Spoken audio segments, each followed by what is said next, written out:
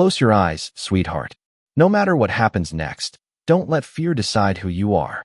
Marcus Carter's calm voice seemed almost impossible to hear over the wave of panic that swept through the neighborhood convenience store. Yet somehow those words carried farther than the frightened whispers, farther than the hurried footsteps, farther even than the tense silence that suddenly settled over every aisle. His 8-year-old daughter, Ava, looked up at him with trembling eyes, clutching the sleeve of his faded navy work jacket as afternoon sunlight filtered through the front windows, casting long golden reflections across the polished tile floor. Only moments earlier, it had been an ordinary Thursday. Marcus had just finished another 10-hour shift repairing heating and cooling systems across Charlotte, North Carolina. His boots were dusty, his hands carried faint scratches from years of honest work, and exhaustion rested quietly behind his warm brown eyes. Still, every Thursday followed the same ritual. Pick Ava up from school, stop for milk, cereal, and her favorite strawberry yogurt. Ask about spelling tests. Listen to every story she wanted to tell, even the ones that wandered nowhere. It wasn't a glamorous life, but it was theirs. Then everything changed. The front door opened with a sharp chime that echoed louder than it should have. Every conversation stopped. Every shopping cart stood still. The air itself seemed to tighten as if the entire store had forgotten how to breathe. Some customers instinctively stepped backward. Others simply froze, their eyes fixed toward the entrance without understanding why their hearts suddenly felt heavier. Marcus didn't immediately look toward the door. He looked at Ava first. He gently moved her behind him with one practiced motion, not rushed, not dramatic, simply protective. It was the kind of movement only a parent repeated thousands of times without thinking. Across the frozen checkout lane stood Jonathan Sterling, one of North Carolina's most successful real estate investors. Tailored charcoal suit, Italian leather shoes polished to a mirror shine. A watch worth more than Marcus earned in a year rested beneath his cuff. Jonathan rarely entered places like this. His assistant usually handled errands. But an unexpected meeting nearby had ended early, and for once he decided to buy a bottle of water himself. He barely noticed the people around him most days.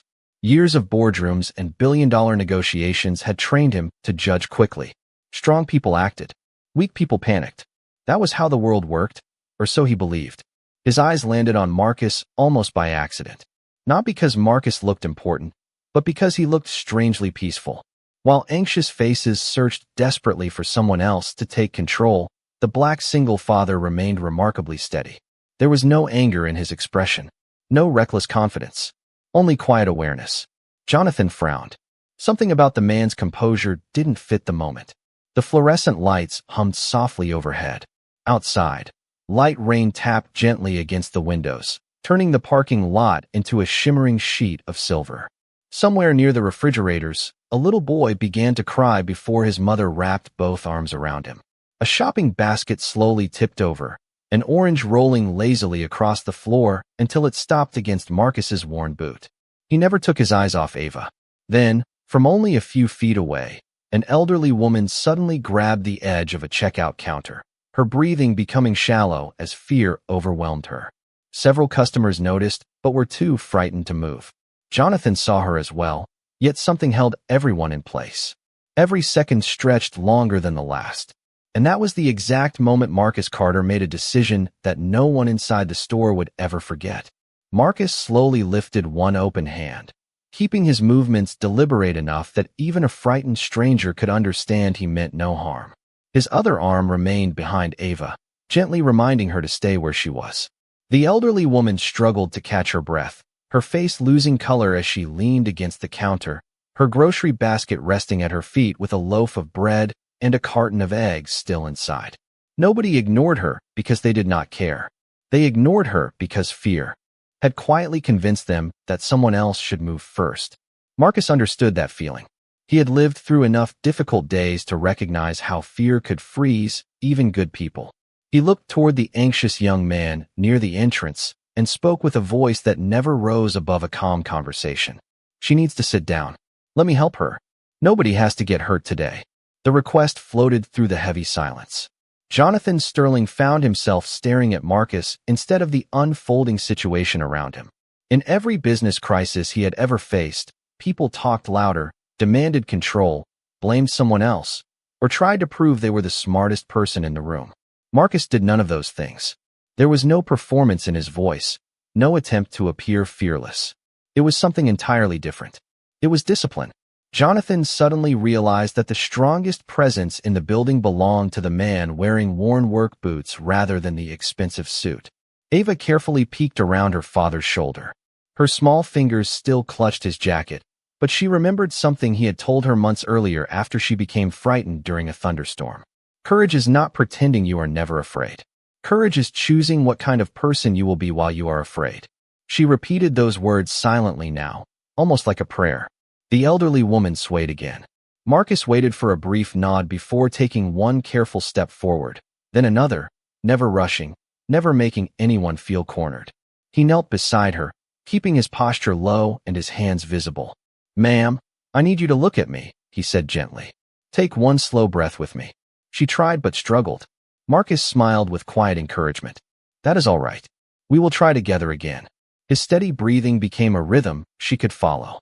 Little by little, her shoulders relaxed. Color slowly returned to her face. Around the store, people who had been holding their breath without realizing it finally exhaled. Even the crying child near the refrigerators grew quiet, watching the scene with wide eyes. Jonathan noticed something that surprised him even more than Marcus's composure. The entire atmosphere inside the store had begun to change. Nothing outside had changed. The rain still tapped softly against the windows. The fluorescent lights still buzzed overhead. The tension had not completely disappeared. Yet one calm person had somehow interrupted the spread of panic. Jonathan had spent decades studying markets, negotiations, and leadership seminars, but he had never seen influence work quite like this. He quietly asked himself a question he had not expected to ask inside a neighborhood convenience store. Who is this man? Marcus helped the elderly woman ease herself onto a nearby chair beside the checkout counter. She managed a grateful smile as her breathing became more regular. Ava looked at her father with quiet pride, as though none of this surprised her at all. That simple expression caught Jonathan's attention more than anything else. Children rarely misunderstood character. They recognized it long before adults learned to measure success by titles, money, or status. For reasons he could not explain, Jonathan could not take his eyes off Marcus Carter, because deep inside he sensed that this ordinary father was carrying a story far greater than anyone in that store had yet imagined. The quiet that settled over the store no longer felt like panic alone. It felt like expectation. Every face had turned toward Marcus Carter, not because he demanded attention, but because he carried himself with a kind of steady confidence that invited people to breathe again. The elderly woman rested comfortably now, one hand pressed gently against her chest as she nodded with appreciation. "Thank you," she whispered, her voice still fragile but no longer trembling. Marcus offered a warm smile. "You are going to be all right, ma'am. Just keep taking slow breaths." He stood carefully and stepped back, making sure she had enough space while never losing sight of Ava. The little girl smiled the moment their eyes met. She did not need reassuring words. She had seen this version of her father before. He was the same man who calmly fixed broken bicycles for neighborhood kids, who helped elderly neighbors carry groceries without being asked, and who always reminded her that kindness was something people practiced, not something they talked about. Jonathan Sterling watched the father and daughter exchange that quiet look, and something inside him shifted in a way he had not expected. For years he had measured leadership by results, confidence by wealth, and success by influence.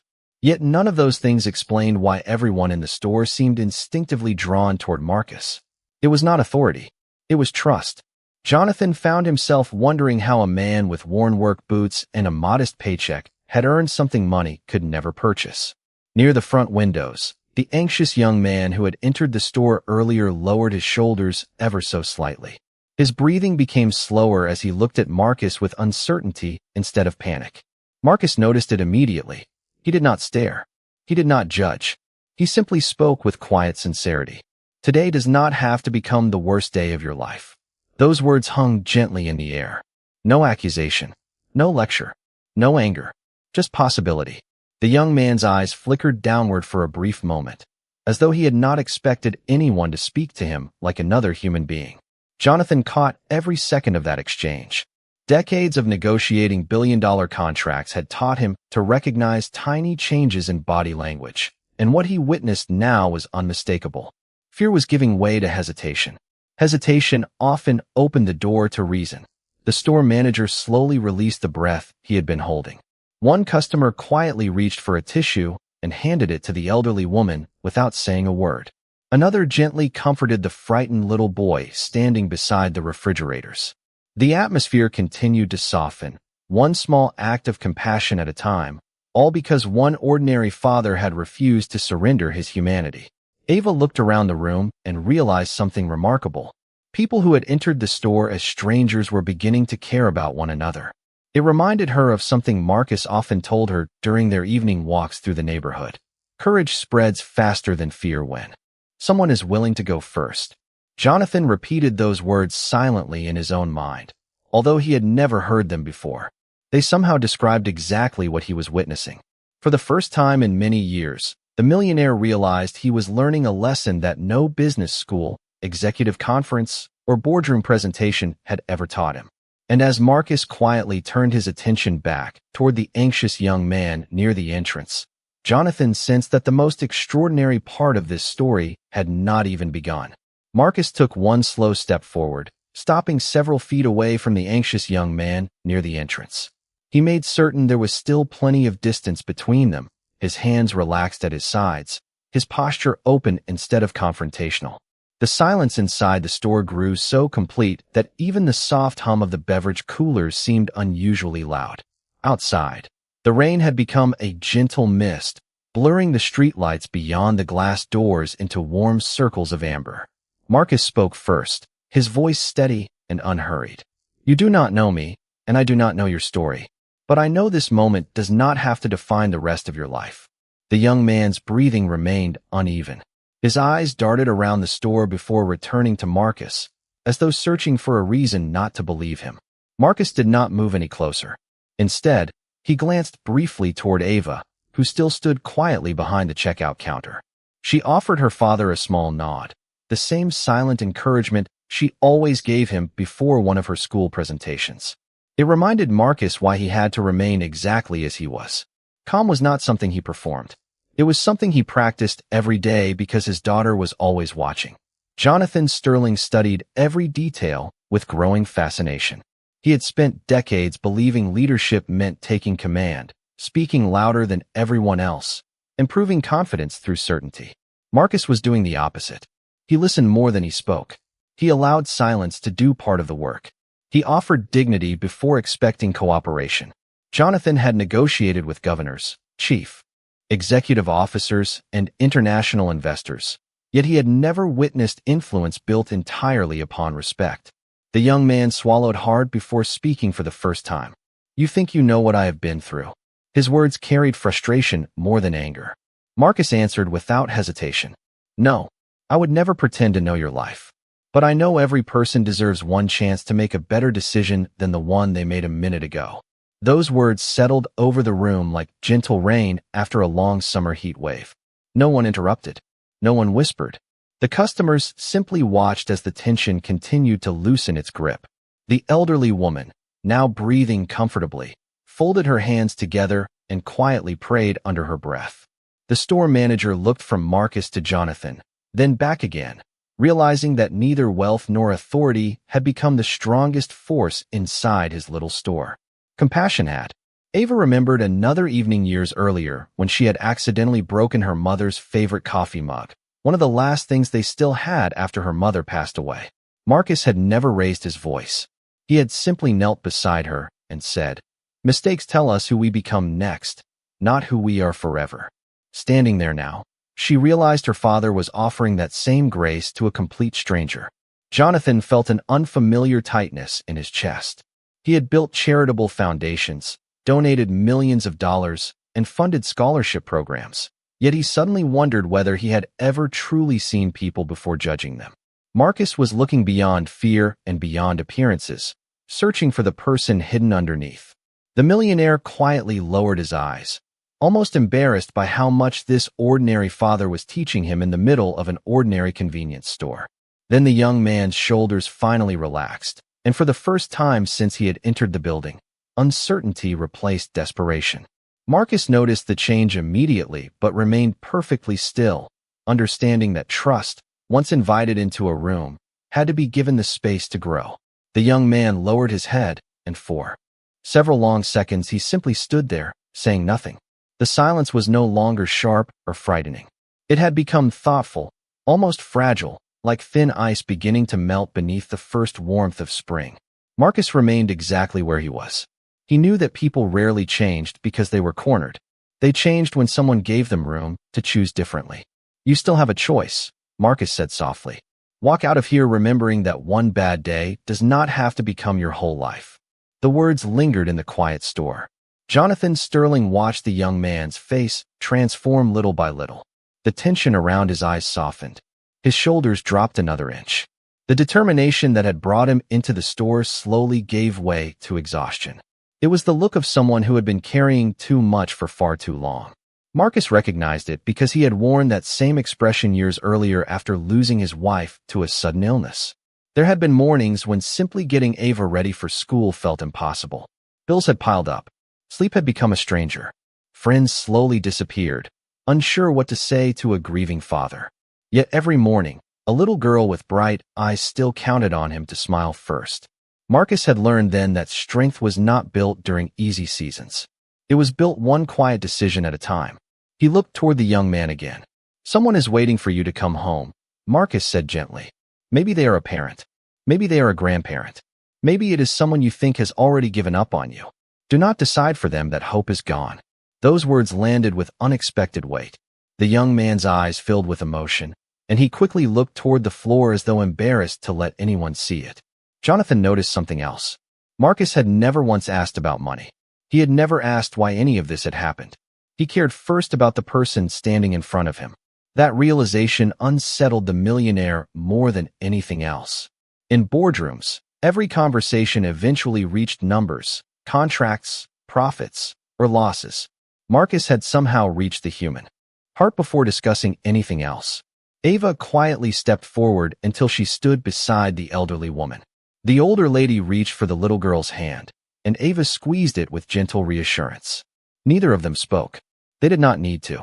Around them, complete strangers began exchanging small acts of kindness without even realizing it. A customer picked up the groceries that had fallen earlier. Another quietly offered a bottle of water to someone nearby. Fear had entered the store like a storm, but compassion was leaving its fingerprints everywhere. Jonathan slowly removed his expensive watch and slipped it into his jacket pocket. For the first time in years, he wanted nothing that reminded him of status or success. Standing there in polished shoes suddenly felt insignificant beside the quiet dignity of a father who owned so little and yet possessed so much. Then the young man slowly took a careful step backward. Another followed. His breathing steadied. His eyes met Marcus's one final time, no longer filled with panic, but with something much quieter. Gratitude. Marcus responded with nothing more than a small nod, as though acknowledging that the hardest decision anyone could ever make was choosing to begin again.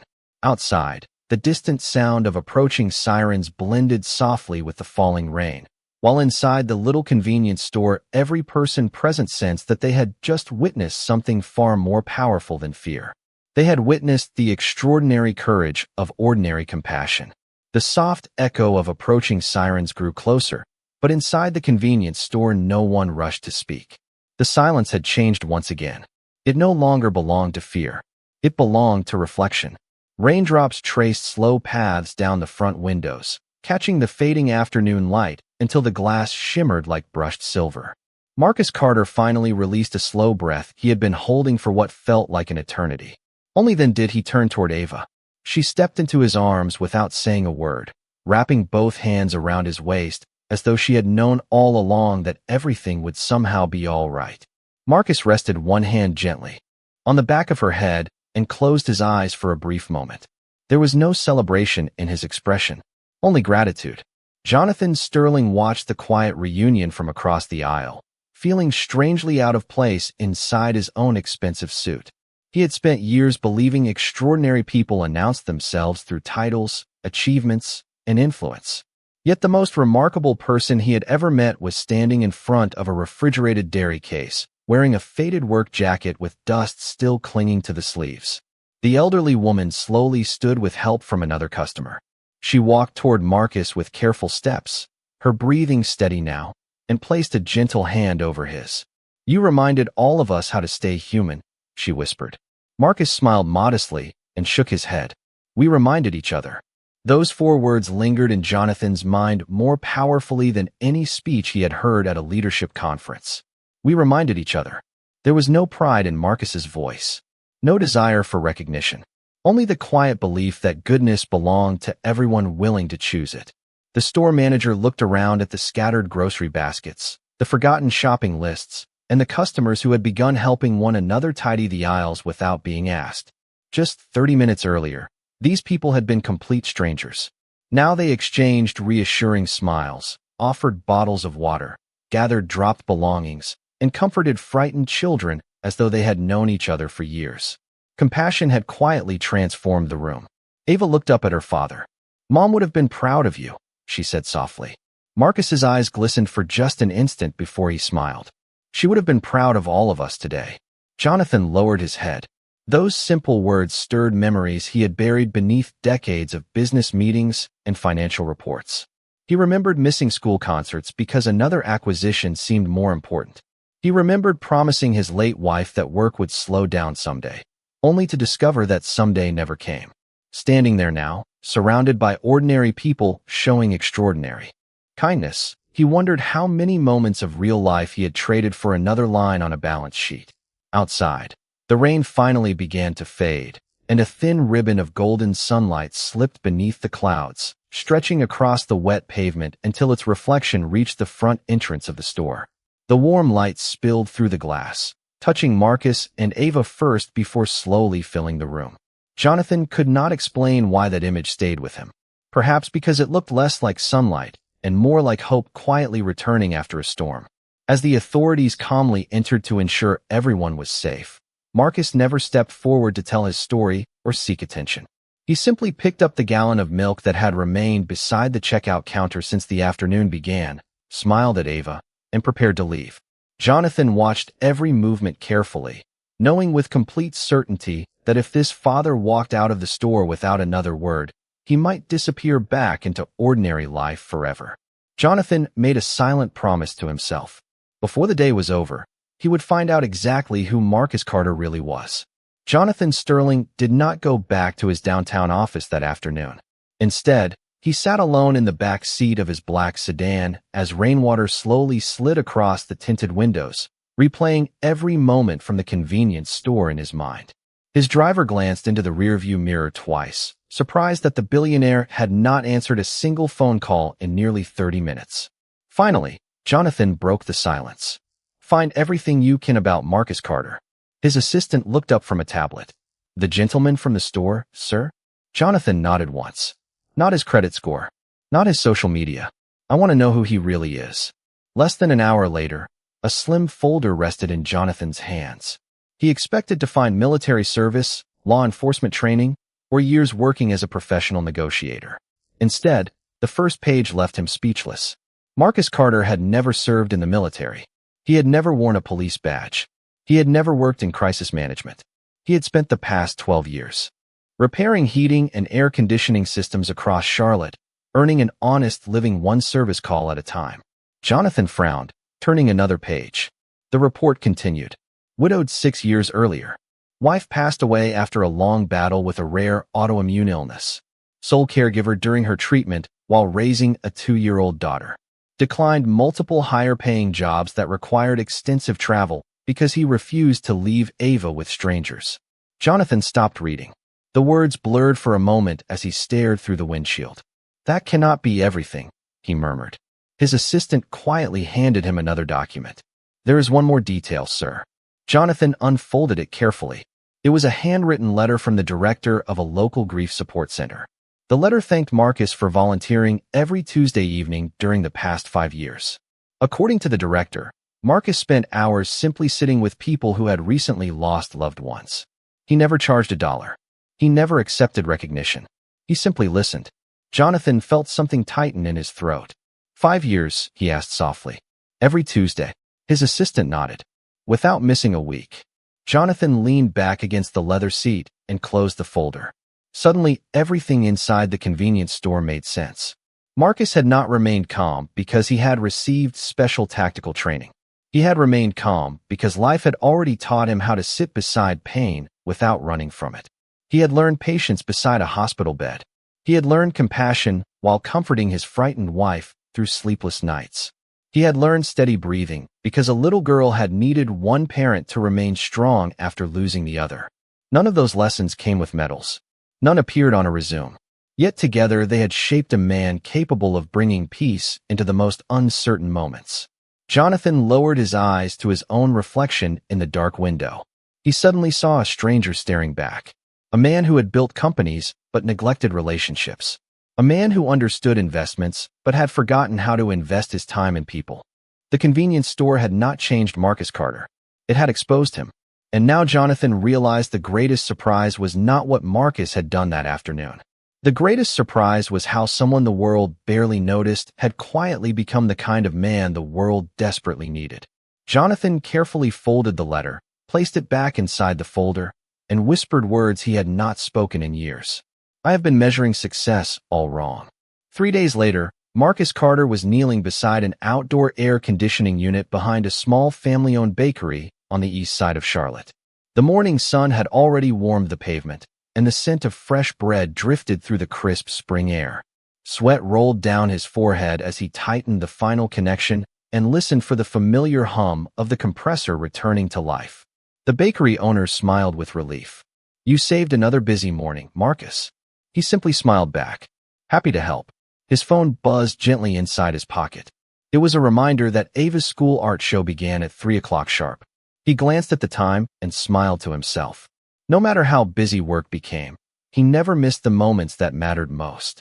As he packed away his tools, a black sedan quietly pulled into the parking lot.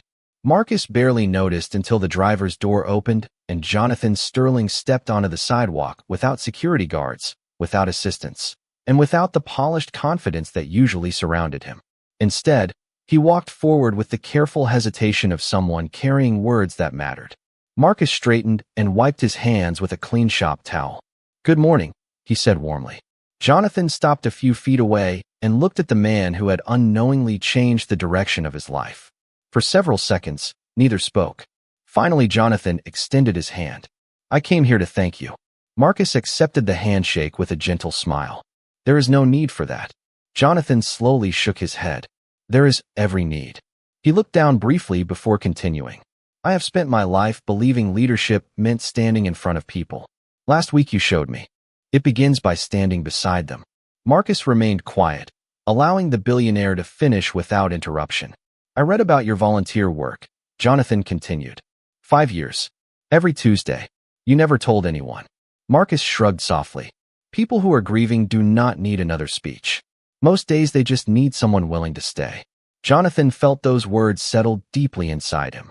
They reminded him of every meeting he had rushed through and every conversation he had ended too quickly because another appointment waited on his calendar.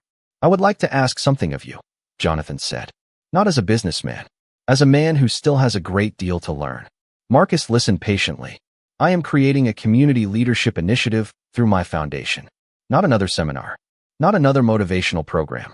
I want to build a place where single parents, grieving families, and young people facing difficult seasons can find real support. I cannot teach them what you taught me in one afternoon. You can. Marcus looked down for a moment before answering. If this helps people who feel forgotten, I will gladly help. But there is one condition. Jonathan nodded immediately. Name it. Marcus smiled. No building carries my name. Use the money to serve families, not to celebrate individuals. Kindness works best when it is not trying to be famous. Jonathan felt his eyes grow unexpectedly warm. He reached into his briefcase, removed the proposal he had prepared, then quietly folded it closed again. For the first time in decades, contracts, titles, and signatures felt less important than the simple lesson standing in front of him. Real greatness had never asked to be recognized. It simply showed up, did the right thing, and quietly went back to work. 1 year later, The old warehouse on the east side of Charlotte no longer stood empty. Sunlight poured through tall windows that had once been covered in dust, now filling bright classrooms, family meeting spaces, and a quiet reading corner where children laughed while their parents shared coffee and conversation. Above the entrance, a simple wooden sign read, "The Open Door Community Center." There was no mention of Marcus Carter. There was no mention of Jonathan Sterling. Just a promise that everyone who walked through those doors would be welcomed with dignity. Every Tuesday evening, the largest room slowly filled with people carrying invisible burdens. A widowed father sat beside a young mother raising 3 children alone. A teenager struggling after losing a grandparent listened quietly as an elderly veteran shared how grief had changed his own life decades earlier. At the center of the circle sat Marcus, exactly as he always had, listening more than speaking. When someone finished telling a difficult story, he never rushed to offer answers. Sometimes he simply nodded and said, "Thank you for trusting us." Somehow those few words carried more comfort than long speeches ever could. Jonathan often arrived before sunrise, wearing jeans instead of tailored suits, helping unload donated food, stacking folding chairs, or carrying boxes of books into the library. Many new volunteers never realized he was one of the wealthiest men in the state. Marcus never introduced him by his accomplishments. He simply called him Jonathan, because inside those walls, every person mattered for who they were, not what they owned. One afternoon, Ava walked through the hallway carrying a framed drawing she had made for the community center. It showed dozens of different hands reaching toward one another beneath a bright blue sky. At the bottom, she had written in careful handwriting, "Kindness gives everyone a place to belong." Jonathan stopped in front of the picture for a long time. "Your daughter understands something I spent 60 years trying to learn," he said quietly. Marcus smiled. Children usually see the truth before adults do. Later that evening, as families slowly headed home, the building grew peaceful again. Warm lights spilled across the polished wooden floor while the last rays of sunset painted the windows with shades of gold and amber. Marcus locked the front door and stepped outside beside Jonathan. Across the parking lot, Ava waited patiently on a park bench, reading a library book while swinging one sneaker gently above the pavement. Marcus walked toward her without hurry. She slipped her hand into his the moment he reached her, just as she had done after school every day since she was little. Together they started down the sidewalk, their long shadows stretching across the glowing pavement as a cool breeze rustled the trees overhead. Jonathan remained where he was, watching the father and daughter disappear around the corner. For the first time in many years, he did not think about tomorrow's meetings, market reports, or investment opportunities. He thought about a quiet afternoon inside a small convenience store when an ordinary black father had chosen compassion over fear, and how that single choice had quietly transformed countless lives without ever asking for recognition. Jonathan smiled to himself as the evening sky slowly deepened into soft shades of blue. Real wealth, he finally understood, was never measured by what a person could keep. It was measured by the hope they left behind in the hearts of others. And that kind of legacy could never be counted, only lived.